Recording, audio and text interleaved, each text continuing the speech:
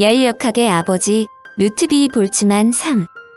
원자와 분자의 존재를 증명하는 결정적인 논문은 볼츠만이 자살하기 1년 전인 1905년 스위스 베른에 있는 특허사무소 서기에 의해 발표되었다. 특허사무소 서기라면 곧바로 누구인가를 연상할 것이다. 너무나 유명한 아인슈타인이다. 그가 학술지 물리학 연보에 발표한 브라운 운동이다. 액체 위에 떠있는 미세한 입자들의 무작위한 운동인 브라운 운동을 설명하기 위해 아인슈타인은 원자와 분자의 존재를 바탕으로 정교한 이론을 전개했고 그 결과는 실험을 통해 확인될 수 있었다. 또한 아인슈타인의 상대성 원리에 의한 원자 속에 엄청난 에너지가 포함되었다는 것도 원자폭탄이 증명해 주었다. 아인슈타인의 브라운 운동을 보다 설명한다. 1905년 그야말로 무명인 아인슈타인이 4편의 논문을 발표하는데 이 중 하나가 브라운 운동에 관한 내용이다. 아인슈타인의 상대성 이론, 광전자 이론에 비해 잘 알려져 있지 않지만 브라운 운동 역시 물리학계에서 매우 중요하게 취급된다. 아인슈타인은 일부 학자들이 반대하는 상황에서 원자의 실제론을 가정하여 입자의 통계적 요동을 해석함으로써 입자의 열적 요동으로 준동된 마구잡이 걷기에 의한 확산을 설명했다. 다소 어렵게 생각되지만 지금은 볼츠만 상수 K라고 불리는 특별한 상수가 바로 그 열적 요동에 관여하는 상수이다. 한마디로 아인슈타인은 원자를 기본 상황으로 인정했다. 그러므로 아인슈타인은 자신의 계산이 틀리지 않는다는 것을 설명하기 위해 정해진 시간 동안 확산된 입자의 개수를 측정하여 어림셈으로 아보가드로 수를 측정하여 제시했다. 현재로 볼 때 정확한 값은 아니지만 대략 그 오더가 12, 23승임을 보였다. 실제 아보가드로 수는 6.022, 23승이다. 이는 비록 아인슈타인이 무명이지만 볼츠만의 주장을 강력하게 지지하는 것으로 적어도 볼츠만이 다음 해에 자살하지 않았다면 세계 물리학계가 엄청 변모했을 것으로 추정한다. 이에 볼츠만이 아인슈타인의 논문을 읽었겠느냐는 비아냥도 있지만 당시 아인슈타인의 논문은 당대의 저널에 발표되었으므로 볼츠만이 아인슈타인의 논문을 읽었을 개연성은 충분하다. 물론 아인슈타인과 볼츠만의 원자론은 약간 다르다. 아인슈타인은 원자론을 가정하여 입자의 확산을 설명하면서 확산 계수는 입자 개개의 열적 운동의 평균 운동 에너지에서부터 유도할 수 있다고 설명했다. 그러나 아인슈타인 역시 직접적인 실험 증거를 제시한 것이 아니므로 볼츠만에게 결정적으로 도움이 되지는 않았을 것이라는 시각도 있다. 한마디로 볼츠만이 아인슈타인의 논문을 읽었더라도 그를 공격하는 적들에게 강펀치를 먹이는 데는 미흡했을 것이라는 추측이다. 곽영직 교수는 이 당시 정황을 볼 때 아인슈타인의 논문이 볼츠만을 구제하기에는 너무 늦었다고 아쉬움을 적었다. 아인슈타인은 아직 물리학계에 널리 알려진 사람이 아니었고 그의 논문에 주목하는 사람도 없었기 때문이었다. 볼츠만이 사망한 후 원자의 존재를 부정하는 사람들도 차츰 자취를 감추었으며 1911년 러더퍼드가 원자핵을 발견하고 원자보다 작은 수많은 입자들도 발견되어 원자가 존재하느냐 아니냐는 논쟁의 대상조차 되지도 못했다. 과학이 얼마나 발전했는가는 지금은 원자를 눈으로 볼 수 있는 시대라는 것으로도 알 수 있다.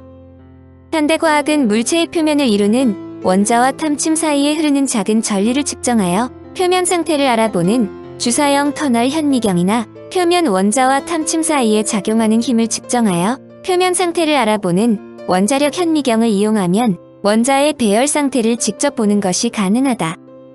직접 관측할 수 없는 것은 인정할 수 없다고 완강하게 버티던 마흐가 STM 혹은 AFM으로 찍은 원자 배열 사진을 본다면 볼츠만에게 어떤 말을 하리지 궁금하지만 당대의 과학 수준을 현대의 잣대로 이야기하는 것은 부질없는 일이 틀림없다. 우주의 종말을 비관.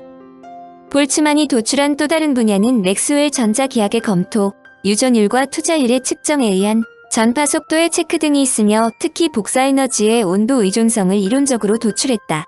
복사에너지가 온도에 의존한다는 것은 후의 과학 분야에서 열복사론에서 바이블과 같은 절대적인 역할을 한다. 과학적인 업적만 보면 볼츠만이 과학적인 문제로 자살했다는 점이 이해되지 않을 것이다. 그는 당대의 가장 명망 있는 학자로 우뚝 솟았음에도 불구하고 1906년 이탈리아의 북부의 두이노만에서 부인과 딸이 해수욕을 하는 동안 스스로 목을 매 자살했다. 볼츠만 같이 유명한 학자가 자살했다는 것에 많은 원인 분석이 이루어졌는데 외형적으로 알려진 자살의 원인은 다소 놀랍지만 우주의 열적 종말에 대한 공포로 알려진다. 볼츠만이 상태 확률의 함수로 엔트로피를 정의한 S는 K 로그 W의 식에 의하면 물질이나 에너지는 확산되며 마침내 우주 전체로 퍼진다. 그리고 우주는 절대 온도 0에서 3K의 온도의 상승이 있다가 결국 열평형이 일어나기 때문에 별도 존재하지 않는 암흑세계가 되어 멸망한다는 것이다. 이것을 우주의 열적 종말이라고 부른다. 학자들의 현재까지 연구에 의하면 우주가 반드시 열적으로 종말에 이를지는 미정의 사실이라고 설명한다. 설사 이 문제에 관한 한 사실이라고 하더라도 매우 오랜 시간이 경과한 다음의 일이다. 최소한 수천억 년 또는 수조 년 후의 일일지도 모른다.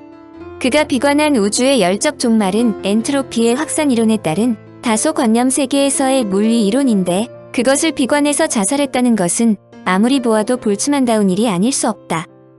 또 다른 이유는 볼츠만의 에너지론자들과의 논쟁에 따른 스트레스의 축적이다. 볼츠만이 자살했을 때의 나이가 62살로 젊은 나이도 많은 나이도 아니지만 한마디로 자기 이론을 제대로 받아들일 줄 모르는 동료들 때문에 화병에 걸려 스스로 목숨을 끊었다는 것이다. 일반적으로 자신을 공격하는 적들로부터 자신의 아이디어를 지켜내야 하는 과학자들에게 격심한 스트레스가 자주 보인다고 알려진다. 브로다 박사는 볼츠만의 자살을 단순한 몇 가지 이유로 설명할 수 없다면서도 다음과 같이 강조했다.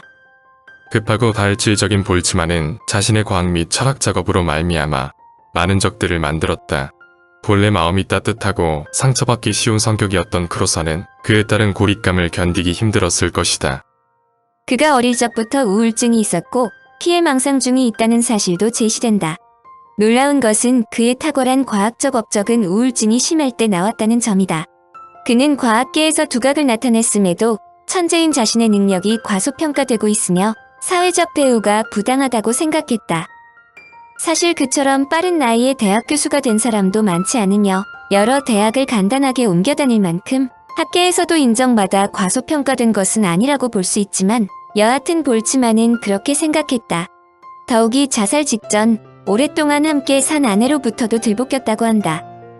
평소에 갖고 있던 우울증, 강박관념, 자명하게 보이는 우주의 열적 종말 등이 겹쳐져 자살의 계기가 되었다는 것이다. 우울증이 자살의 요인이라는 점에 이해가 안 된다고 의아해할지 모른다.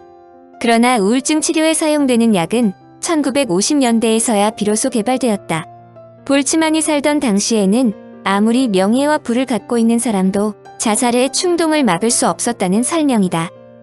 볼츠만이 우울증 성향이 있었고 잦은 과로에도 과학계의 공격에 의한 스트레스 축적도 그의 자살에 큰 역할을 했다는데 많은 사람들이 공감한다. 그러나 근래 제기된 자살 요인으로 조기에 역작을 도출한 천재들이 갖는 창의력의 저하이다. 젊은 나이에 세계를 놀라게 한 이론들을 도출한 사람들이 가장 두려워하는 것은 나이를 먹었음에도 젊을 때보다 더 전진하지 못하고 정체한다는 점이다. 이 문제는 노벨상 수상자로 노인과 바다를 쓴 어네스트 헤밍웨이는 물론 설국을 쓴 가와바타 야스나리가 자살했다는 점으로도 알 수 있다. 엄밀한 의미에서 이 지적도 절대적인 것은 아니다. 볼츠만은 20살에 세계를 놀라게 한 이론을 도출한 후 계속하여 물리학 분야에서 결정적인 논문들을 계속 발표했기 때문이다. 결국 학자들은 볼츠만의 자살은 위에 설명한 모든 것이 복합적으로 작용한 결과라고 생각한다. 결국 과학에 대한 그의 열정이 궁극적으로 우울증과 결합하여 욱하는 성질로 마지막 칼을 뽑았다는 것이다. 볼츠만은 스스로 목숨을 끊은 과학자 중 가장 유명한 사람으로 꼽힌다. 그의 자살이 더욱 안타깝게 여겨지는데 빈의 화학자 앵겔버트 브로다가 쓴 볼츠만의 전기에는 약간의 힌트가 보인다. 더 이상 과학의 발달을 함께 경험할 수 없다는 사실에 대한 뼈저린 아쉬움을 스스로 토로했던 것을 생각하면 볼츠만의 때이른 죽음은 그만큼 더 가슴 아플 수 없다. 볼츠만은 스스로의 이상을 위한 순교자라고도 볼 수 있다.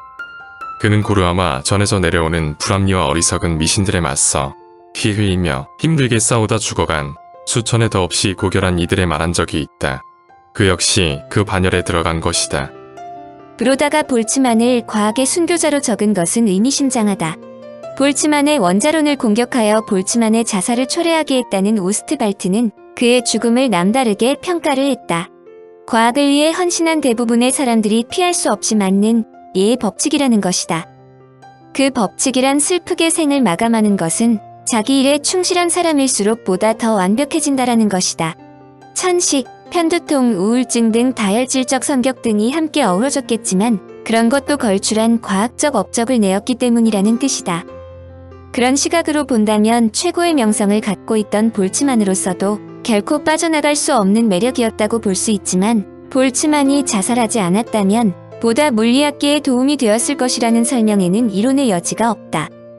볼츠만의 업적은 그 후에도 계속 연구되어 현재는 통계물리학은 물론 반도체 소재의 물리학, 양자역학, 양자정보, 스핀트로닉스, 플라스마 동역학, 유체역학, 고분자 물리학, 연소공학 등 실로 다양한 분야에서 각종 유체의 이동 및 유체가 갖는 물리적 특성의 비평형 분포를 해석하는 데 응용되고 있다. 노벨상으로만 한정한다면 그는 그야말로 아쉬운 인물이다. 학자들은 볼츠만이 1906년 9월에 자살하지 않았다면 1906년 10월 톰슨의 노벨 물리학상, 러더퍼드가 1908년 노벨 화학상을 수상한 후 1911년 원자핵의 존재를 확인했고 1926년 페랭은 1909년 아보가드로 수를 정확하게 측정하여 1926년 노벨 물리학상을 받았다는 것을 볼 때 볼츠만이 언젠가 노벨상을 받았음이 틀림없다고 생각한다. 물론 그는 노벨상을 받지 못했지만 1975년 제정되어 3년마다 국제통계물리학회에서 수여하는 통계물리학에서 가장 권위 있는 상은 볼츠만 메달이다. 노벨상을 받는 사람도 그의 이름을 딴 상이 거의 없는 것을 볼 때 볼츠만이 노벨상을 받지 못했다고 아쉬워할 것은 아니지만 자살이 그의 노벨상을 빼앗아간 것은 사실이다.